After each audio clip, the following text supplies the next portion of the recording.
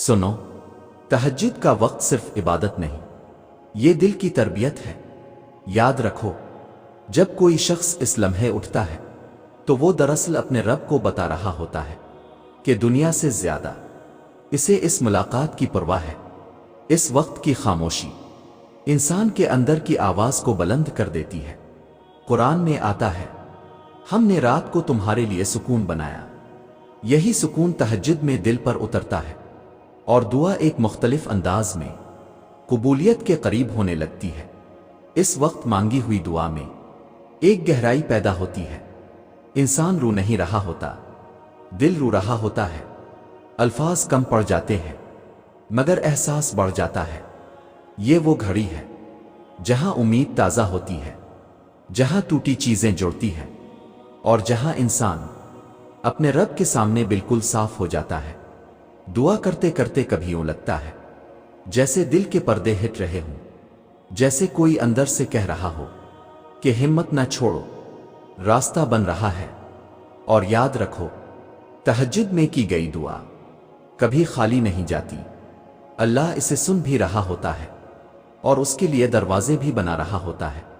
تہجد وہ لمحہ ہے جہاں دعا صرف زبان سے نہیں نکلتی، وہ دل کے اندر سے اٹھتی ہے۔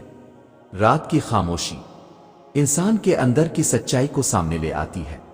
یاد رکھو، جب کوئی اس وقت رب کے سامنے کھڑا ہوتا ہے تو وہ دنیا کے شور سے الگ ہو کر ایک ایسی جگہ پہنچ جاتا ہے جہاں صرف امید اور رب کی رحمت رہ جاتی ہے۔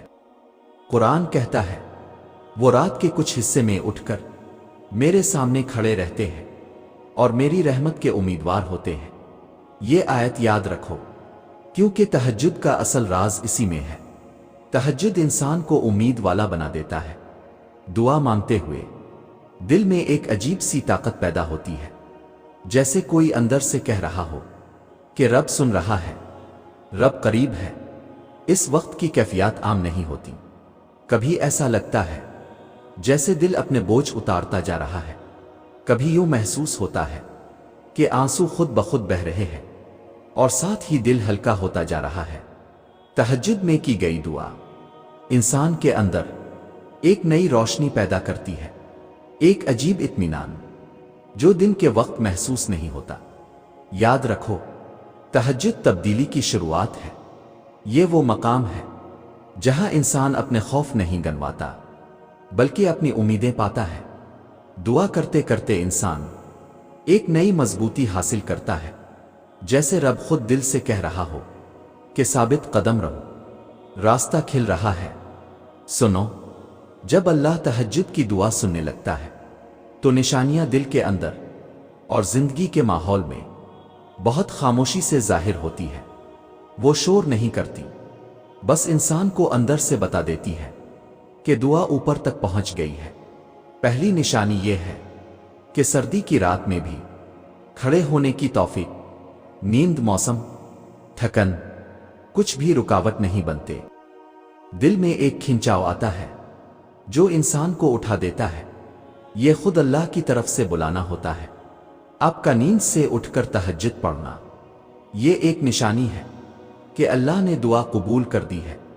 دوسری نشانی یہ کہ تہجد کے وقت آنکھیں خود ہی بھر آتی ہے، انسان چاہے لفظ نہ نکال سکے، دل کی کیفیت آنسوؤں میں تبدیل ہو جاتی ہے۔ یہ وہ نرمی ہے جو صرف قبولیت کے قریب دلوں کو ملتی ہے۔ تیسری نشانی بڑی گہری ہوتی ہے۔ دعاؤں کے مقابلے میں گناہوں سے نجات آسان ہونے لگتی ہے۔ وہ چیزیں جن سے بچنا مشکل لگتا تھا، وہ عادتیں جن پر بار بار دل ہار جاتا تھا، اچانک کمزور ہونے لگتی ہے۔ دل برائی سے بھاگنے لگتا ہے، نیکی کی طرف خود جھکتا ہے۔ یہ اس بات کی علامت ہوتی ہے کہ اللہ مدد دینا شروع کر چکا ہے، کیونکہ قبولیت ہمیشہ دل کی صفائی سے پہلے نہیں آتی بلکہ اسی صفائی سے آغاز ہوتی ہے۔ یاد رکھو، تہجد کے سجدے دروازے کھول دیتے ہیں۔